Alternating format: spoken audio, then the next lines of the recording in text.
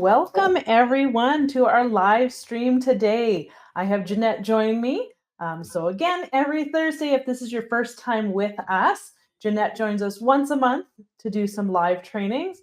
Aside from that, every Thursday, I am here live on LinkedIn at noon Mountain Time, different topics, different areas of interest for leaders like you leading their mission-driven teams.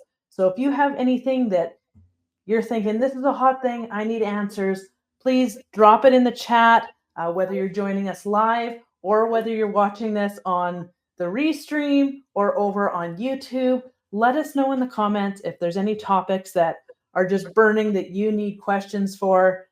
Let us know over there. If you want to keep it private, you can always email us at info@korerosolutions.com, and I will leave that over in the chat as well on LinkedIn. So thank you so much for joining us today. We know your time is precious, so we really value the fact that you're willing to show up for your team here during our live events. Today, super excited that Jeanette's here. She's going to give a presentation to address those invisible barriers that get in the way of you and being heard, because you can't always make sure that your message is being received the way that you intend it to. And Jeanette has some fantastic insights that she is going to share with you today. All right, so there's Jeanette and myself. I'll tell you a little bit about us before we launch in here. So my name is Crystal Brown. I am co-founder of Korero Solutions, along with my business partner, Jeanette Bergeau. We got into this because we saw so many leaders that were just missing a few of those key skills that they needed to take their abilities and their teams up to the next level. So it was really important that we get these skills into the hands of leaders. And we're posting on LinkedIn. We have all different resources for you. So if you're struggling, please reach out to us. Again, I'm going to leave some links as we're moving through here in the chat so that you can connect with us. We don't want anyone to be sitting there in silence, struggling. Whether it's you or a team member, you're able to reach out to us. All right, I'll let Jeanette tell you a little bit about her because she's the featured speaker for today. Hi, and welcome everyone. Thank you for taking your time. I don't have the energy level that Crystal does, so I will, just keep it calm and cool. So a little bit about myself. I've been in the industry for about 25 years now, and it's all a people-centered industry. So what do? I do coaching, training, work with leadership, do workplace assessments. What got me into the people centered was I became a chartered mediator and started to work in the industries, whether it be federal government, municipal, or provincial. And I started to recognize that there was one common feature, and that seems to be the understanding around communication and conflict resolution that leaderships are given for tools. It's sort of like, okay, here's your title, go at it. And I've seen a lot of great people struggling along the way. That's why Crystal and I decided, where can we have the greatest positive impact on the workplace? And that's working with leaders, empowering them with the tools and skills to also share with their team. So, welcome today, and I look forward to the next 30 minutes of different slides. And again, as Crystal says, anytime along the way, if you have a question, if you want some clarity, please pop it into the chat and Crystal will forward it to me. Thanks. Look forward to talking with you. Perfect. All right. So, why are you here today? A few things that you're going to get. The first is that we really want to give you the tools to recognize what's blocking your message, what is getting in the way, and creating those barriers. So, by identifying those most pervasive communication barriers, we only have so much time today. So, Jeanette's going to highlight what are some of the top things that you can start doing today with your team to identify them and move past them. And then how to choose the right communication method for your unique situation. Right? There's all this information out there. So how do you make sure that what you're doing is as impactful as possible, saving you time, saving you frustration, and hopefully not leading you to needing more interventions, right? Those missteps that happen that wind up then taking a bunch of your time. All right, so Jeanette's going to dive into it. Again, if you have any questions, pop them in the chat and I'll make sure that they are answered as we go through today. Okay, thanks, Crystal. Now, just to reiterate what something that Crystal has said, a lot of these topics, I'm just going to give you a general sense and an overview of certain elements that can be causing problems or challenges within communicating within your teams, between team members, between yourself and your leadership team. So some of these we have entire day workshops on. So you're going to get a brief overview. I'm not going to go too far in depth, but a lot of people have said to me they've used the term, why didn't we know this? Why weren't we taught this in our leadership or management courses at the university? And I always use the same term, you really don't know what you don't know until you know what it is that you didn't know. So here we go. We're going to first start look at how do personal attributes affect your communication?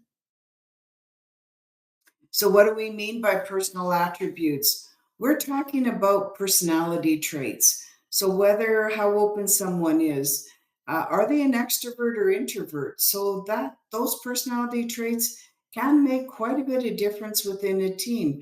Extroverts like to process out loud. They like to speak off the top. Introverts will take that information, they'll put it together till they formulate what they want to say. So sometimes that's going to create an issue even within your team.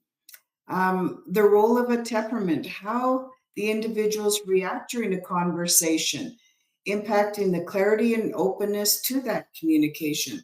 So, what we mean by this is if an individual throws out a suggestion and somebody's like, says, well, I really don't like that thought. And immediately, if they take offense, sit back, go silent, and don't want to share anymore, that's your response to just opening up.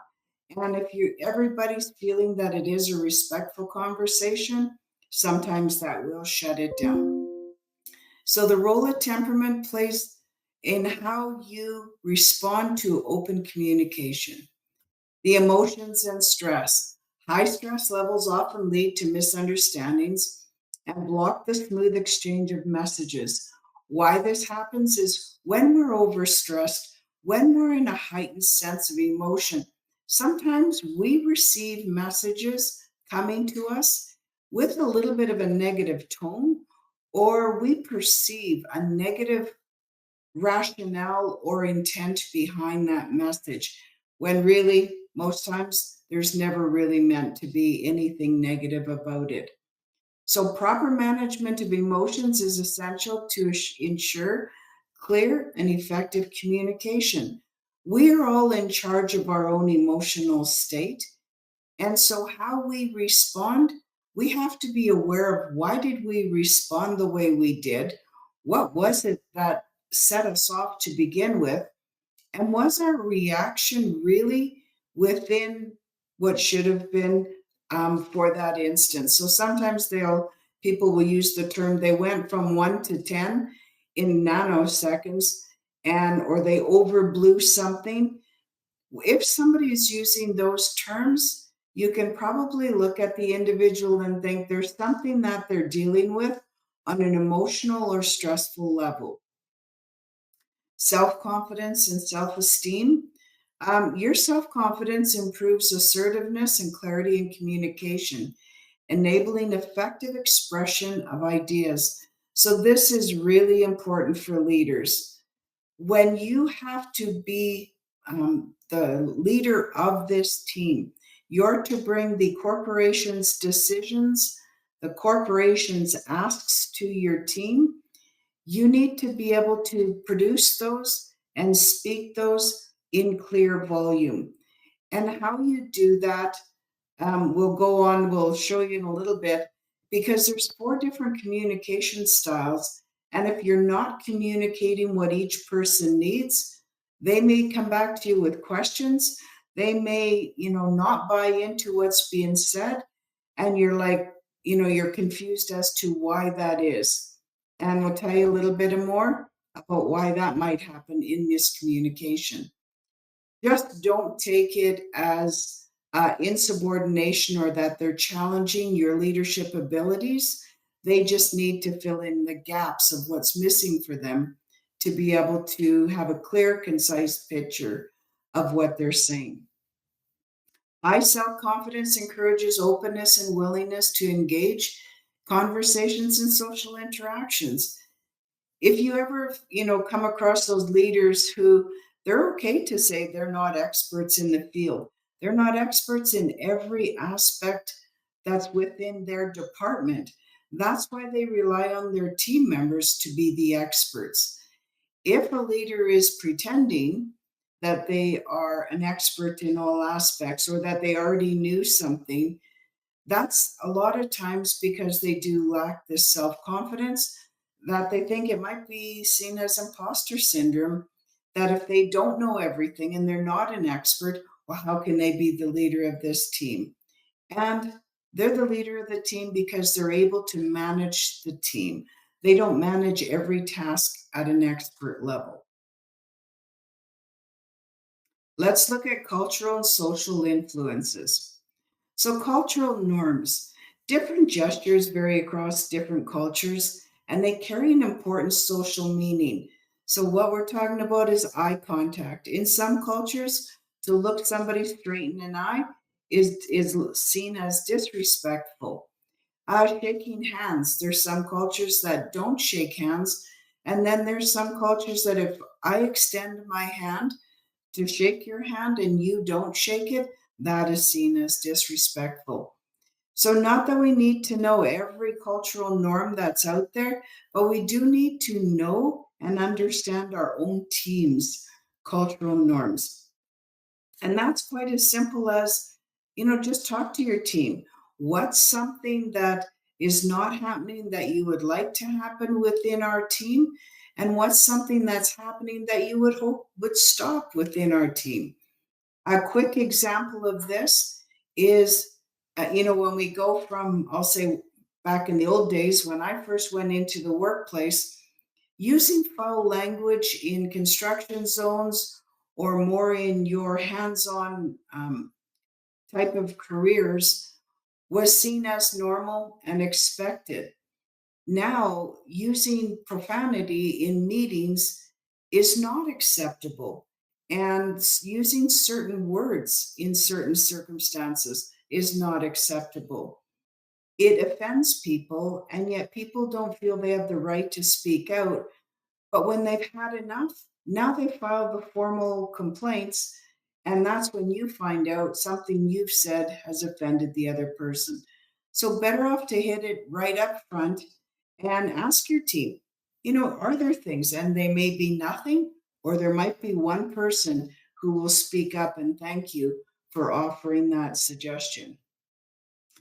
Language barriers and dialects. So there's a difference in language, and dialect often causes misunderstanding and communication barriers. We're becoming a more diverse, a more multicultural workplace. And of course, that's going to come with different challenges. So unfamiliar words or phrases can lead to confusion, errors in communication, errors in delivering a task.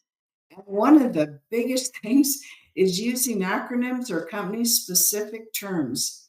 I remember one of my first conversations with the director when I started with the federal government. And he asked me, Jeanette, what's your deck look like? And I'm like, pretty good. We use composite this time. And he goes, no, no, no. I mean, your PowerPoint. Well, that's a term, deck, that was used within that realm, something that I never knew. So again, something very simple, very casual, and there it leads to misunderstandings. So when we look at environmental and situational factors, so let's take a look at the physical environment and settings. Now, a lot of this has changed, I'm going to say, in the last 5 years. So we're going to say from March 2020, and I'll go back to when COVID first hit and everybody was sent home to work from their homes. What an enormous task that was for the world, for the organizations to send each and every employee home, close schools, close stores, and still continue to offer some service. That's something that hopefully we never see again in our lifetime. But it also shows these corporations and organizations that we can make a shift. Now, it's not comfortable for a lot of people, but it can happen. And they were able to do it in approximately 3 to 6 months. So, now going back to the physical environment, another thing that happened during COVID when the offices were closed, a lot of organizations did a reorg and they went to more of an open style, removing a lot of the barrier walls for leaders, for managers, and for employees. So going back after the 2 years, and now as it seems more and more corporations are mandating back 4 to 5 days a week back in the office, we go back to where some people have never even worked in an office environment. Now, prior to the COVID, the March of 2020, there was certain amount of conflict in the office between employees because of the close proximity of the environment. So, what do we get in the physical environment? We get high noise levels, can distract listeners and reduce comprehension during communication. So, if you've got somebody speaking loudly on the phone, if you've got someone that's having a loud conversation beside you and you're trying to hear what somebody is telling you on how to do something, you may miss some critical words.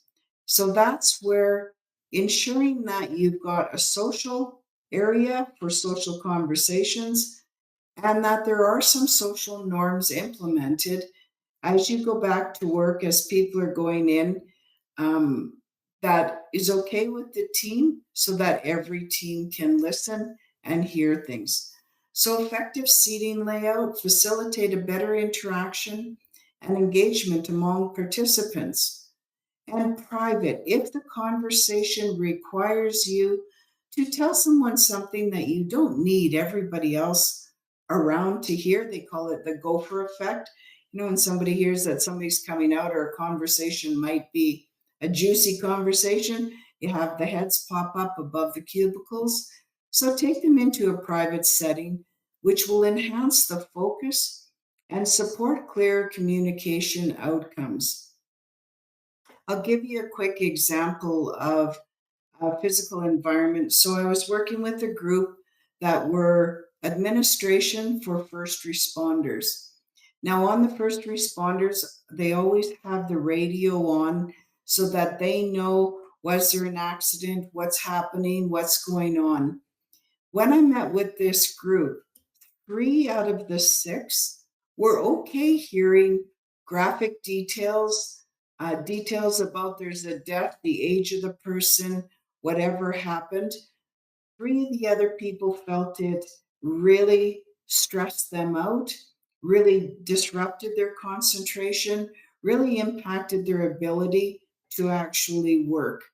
So within that team, we talked about, can the radio be turned down? Where can the radio be placed? Can people sit different places so that they don't have to overhear what's going on in the radio? Some people sitting right next to a door. That's the main door that people come in and out. Usually you're going to bypass people and you have that quick conversation. Hey, how are you doing? Good. How are you doing? How was the weekend? How was the ball? And it's that quick conversation, but it's usually by somebody's desk. Having the open kitchen around where offices are. Again, that's something where the noise level can be disruptive. So, taking a look at your physical environment to make sure if you're going to have a conversation with someone, does it need to be private? Does anybody else need to hear? Can I be heard clear and concise? Or are there other factors that might be impacting the ability for me to get my message across clearly? Time constraints and urgencies.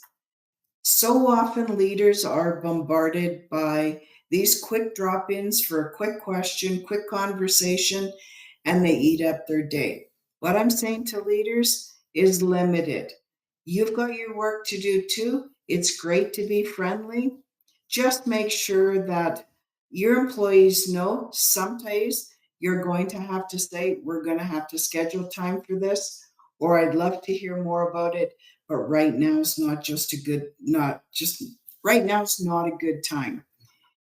You're, preparing for a meeting or whatever. So limited time often focuses rushed communication, which can lead to errors and important details being missed out.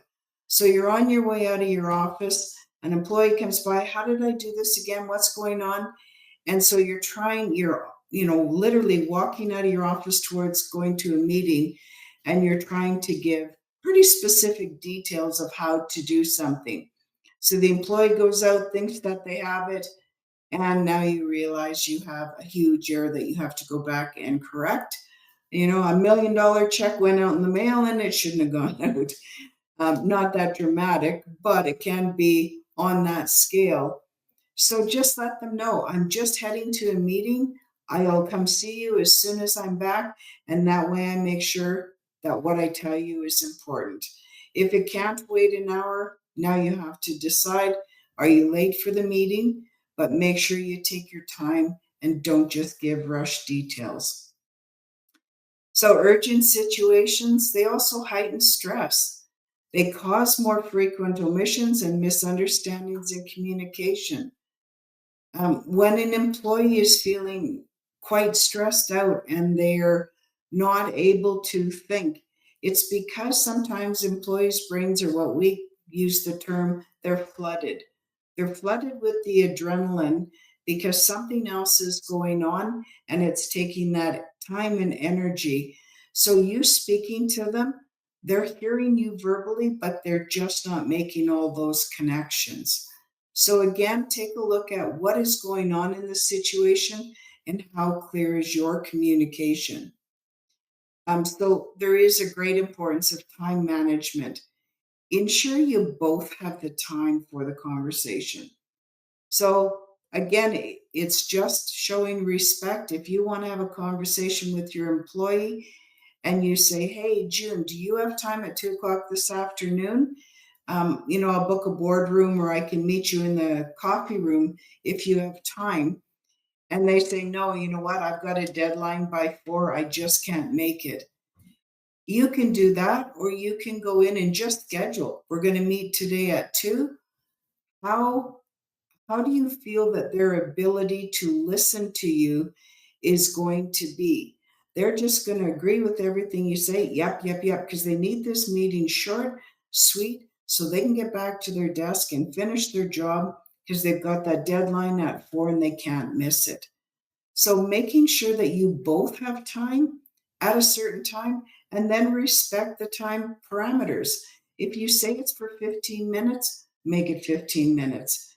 If you say it's for an hour, make sure that you're under an hour. What happens a lot of times is people don't think that, just because I booked an hour meeting, that we can just talk forever. I can find out, what are they doing socially? What are they doing here and there? And that's not proper either. If you've booked an hour, if you have to go over, if you're at an integral part, make sure you confirm with them that they have the extra time to donate to it. If not, reschedule for the next day. But don't just assume that everybody can go a half hour overtime. I know a lot of times people are not strategic in managing a meeting. And yet, what I find is, now that we're doing things virtual, a lot of times everybody's doing, okay, I've got a meeting at 12 till 1, another meeting starts at 1. There's no room for somebody that's over talking or somebody that wants to chat about something personal. You have to respect those timelines and check with everyone if you have to go over. But it's kind of not fair to wait for somebody 20 minutes to start a meeting because they're late and then go over 20 minutes. So now somebody that showed up on time misses 40 minutes of that meeting because you waited for this one individual who, by the way, is always 20 minutes late for the meeting because they know you'll wait for them. So, not something to really do. It aggravates the rest of us. So, nonverbal and verbal communication elements. Okay, here's a big one.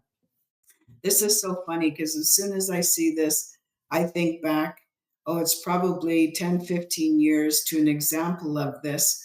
So, body language and facial expressions.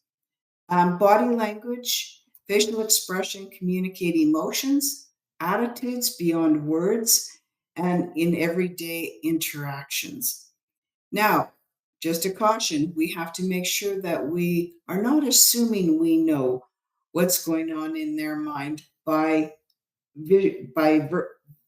visually seeing something. So whether it's rolling the eyes, crossing the arms, if we see a body language, confirm with them what that means. Don't just assume. Positive body language complements verbal messages. It enhances clarity, trust, and communication. So if somebody's talking to me and I'm like, really?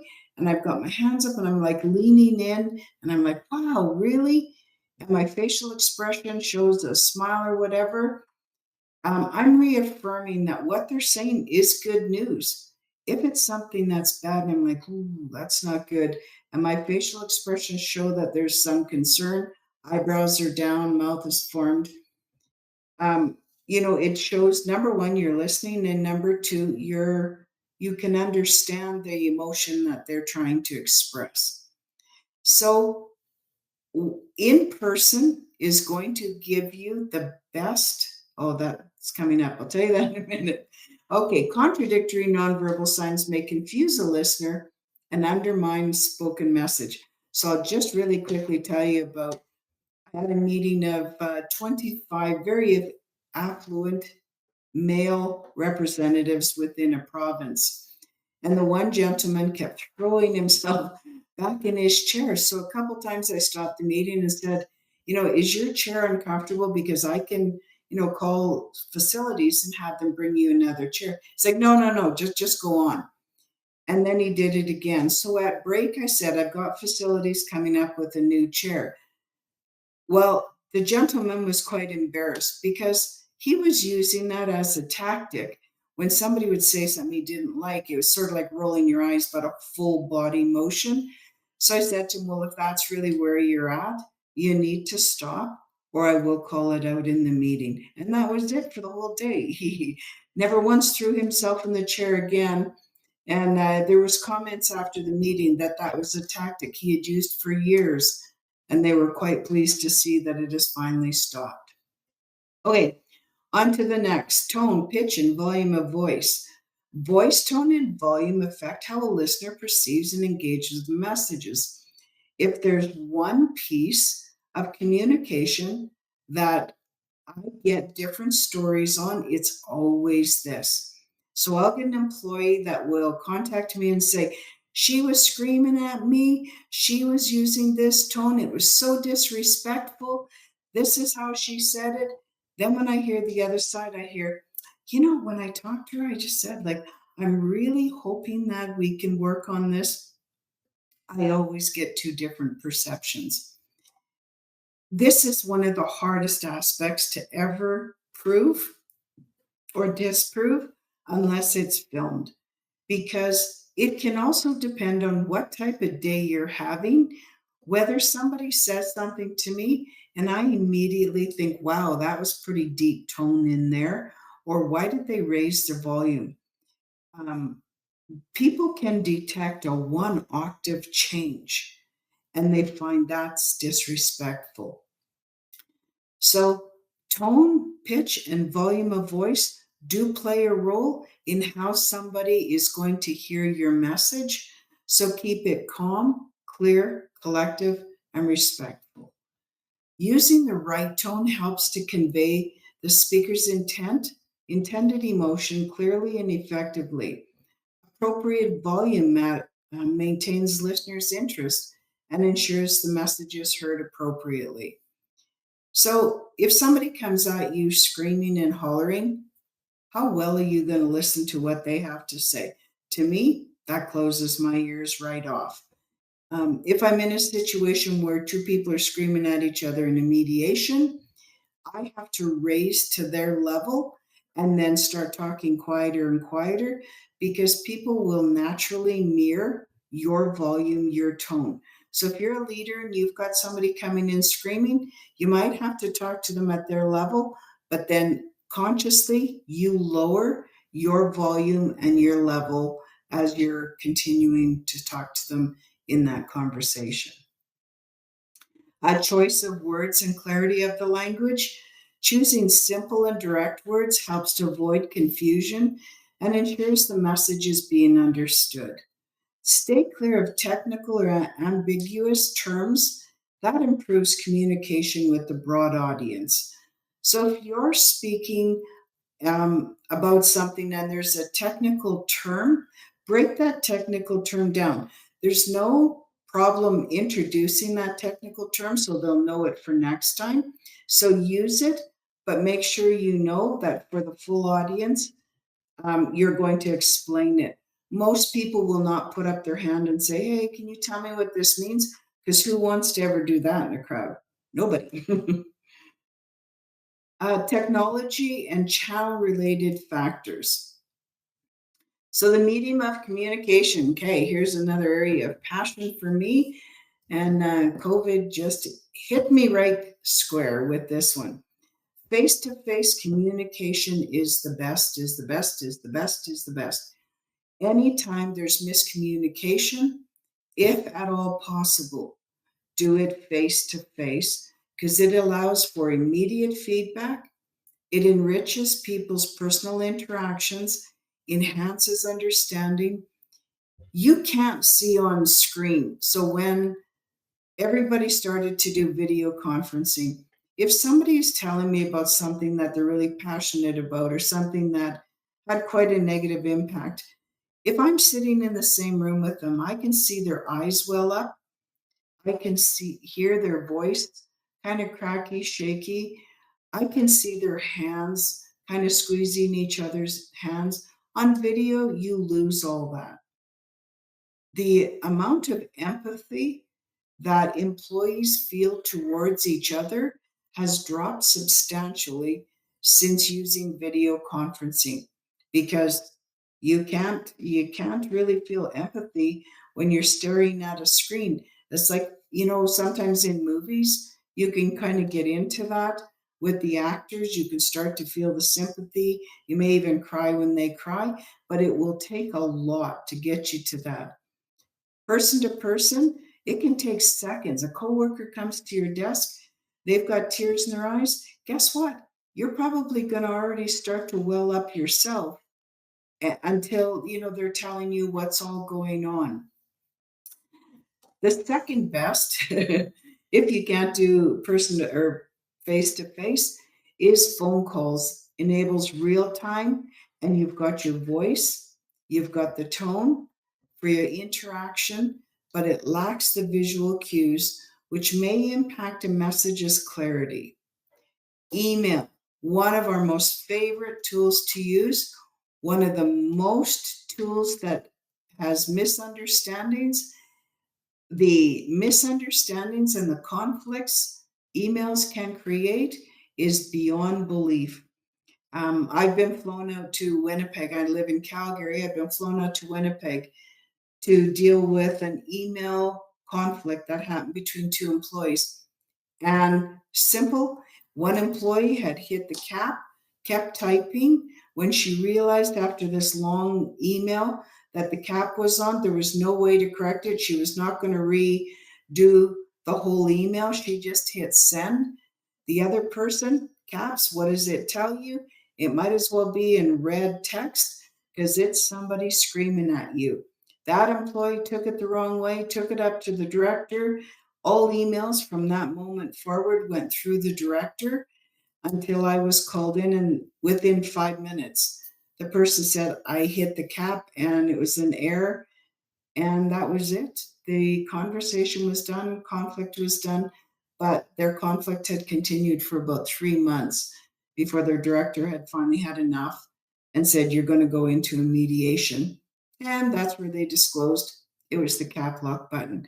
Now, I was going to test it this morning, but I think Microsoft has done it that you can highlight and take the cap off. I'm not 100% sure, but it's definitely worth the time to retype that email. You also have to input a tone. So when you open your email and you start reading, we impart a tone. The less we know our coworkers, our managers, our bosses, and I think this is part way why they're calling people back to the office, is because if we don't know them, we're putting our implied tone in there.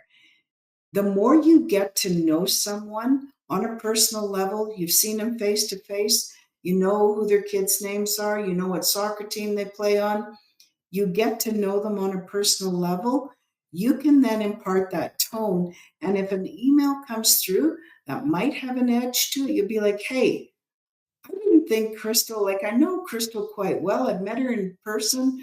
We've gone out for dinner together.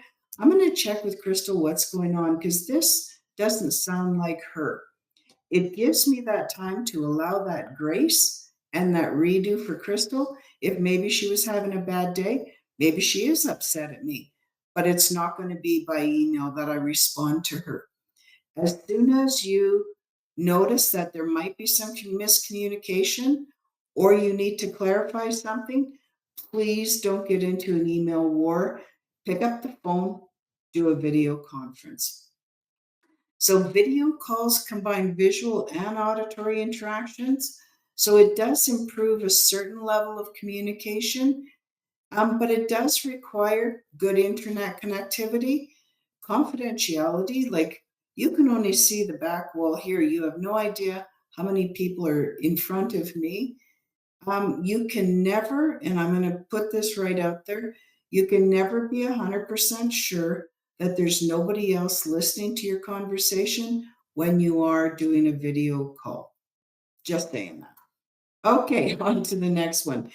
Accessibility and reliability of technology. Okay, so we now, everybody's kind of experienced when the internet goes down, when you can't get your computer to work. I will guarantee you I have had my fair share of internet problems and computer problems, and it all impacts. So, if I was doing this presentation and I'm cutting in and out, or I have to keep logging, back in because I get kicked off the internet, that becomes extremely frustrating for the people you're working with. We all know it happens out there. Some of it's out of our control, some of it's within our control. So reliable technology will ensure continuous and uninterrupted communication for effective information exchange. There are barriers in technology, and it can disrupt the messaging delivery or cause significant delays. So something to be very mindful of. I think with the mandate of coming back into the office, having the face-to-face meetings, and whether it be 2 days a week, 3 days a week, 4 days, or 5 days, I still feel that having that in-person interaction will go a long way in the conflict and the lack of empathy that happens between employees. So the impact of digital communication tools.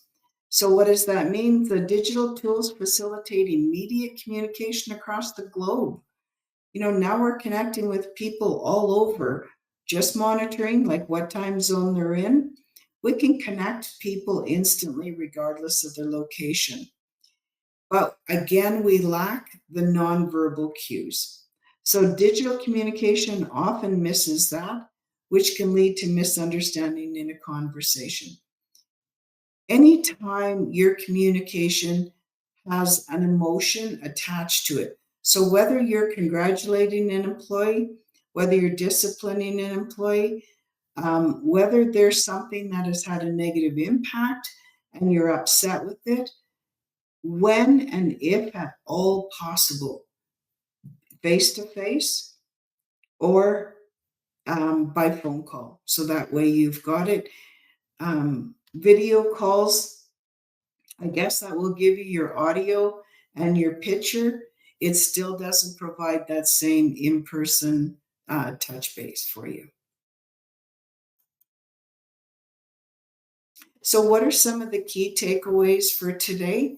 The personal factors. So, your individual background and cultural context shape communication styles and interpretation of the message. So, a little bit more, I'm going to expand on this about the communication styles. So, there's 4 different communication styles. Now, if you go on the internet, everybody has kind of put their own unique touch on what they call each one of these styles. But what's more important is out of these 4 styles, each of the quadrants have what information is important to them when they're being communicated to about a task to do, a decision that's made, information that they have to receive and process. And so the first one will say, like, so one quadrant will say that's the director. So they need to understand the corporate view, the global view, the decision making, and what's required in the outcome. The next quadrant, we're going to say that it's process. So somebody that's in that communication quadrant will look at, well, how do we do that? What's the deadline? How many people? How do we do the work that we currently have to do? And what software do we use? What process? So they're looking at those factors. Down in the bottom right, they're looking at the people. How is this going to impact our people when we already are stressed out, when we're already overworked, we're already short staffed? And then the final quadrant is what is the initial outcome? What are the risks? What is expected from that? So everybody is looking for their piece of information to ensure that they understand the decision, the task, the process, the project that you want to go forward. As a leader, when people come to question you as to, well, what about this? What about that? They're not questioning your ability to lead. They're not questioning the decision. They're filling in those gaps. Now, again, that's a whole 1 day course where we go through and everybody can do the quiz. But just to know, sometimes having a communication with an individual, it'll be like, wow, we talked for an hour, 2 hours, and it just flowed. It was great. Where did the time go? And the next person, you're like, wow, that was like banging my head against the wall. I don't even think I got through to them. And that's why, is because you might have different communication styles. Then, if we look at the environmental influences, the physical surroundings, settings impact the effectiveness of that communication exchange. Even when you're having to have that difficult conversation with an employee, don't do it in an open pod setting. Give them the respect to take them into a private setting. Even if you go for a walk on a beautiful day, take them outside and say, I need to talk to you a little bit more about the performance. Here's what I've noticed, and have that private conversation. Sometimes people are emotional and the tears will start. It's okay. Let the tears go, hand them a Kleenex, but keep going. But doing that in front of their peers is not going to be a good situation. Verbal and nonverbal cues, both spoken words and body language, contribute to a message clarity and understanding. Absolutely. Like, this isn't new for anybody. Just know that you can make assumptions about the nonverbal cues, which are incorrect, which may lead you to think that somebody is intending something in a negative way when they're really not. When some people think, they will look up to the sky to process that. Some people will take that as they're rolling their eyes because they've seen that, lift up of eye. Just chat with them after the meeting, say, hey, Jeanette or Crystal, I seen that when I mentioned this, you all of a sudden did the, huff out, and then you looked up and you say, I am so sorry. I was actually thinking, I remember an instance where this impacted that. And it was just a thought. I was, oh, okay. I was just wondering if there's something. Now, I could have gone to my boss and said, that's it. I'm tired of Jeanette rolling her eyes at me. And all of a sudden, I'm getting talked to, I'm getting disciplined. I'm thinking, what did I do wrong? Nothing. But I'm not going to like you too much when I go to the next meeting, right? Because now you've reported something that I don't even know I was aware of. Technology and its impact, here's where we have to have a lot of grace, is modern technology can facilitate and shape how people connect. Sometimes when it works, it's absolutely great. Crystal and I have done conversations with people in Africa because of technology, and we would never have been able to have that opportunity or afforded that opportunity had it not been for technology. Sometimes it's good, sometimes it's not working.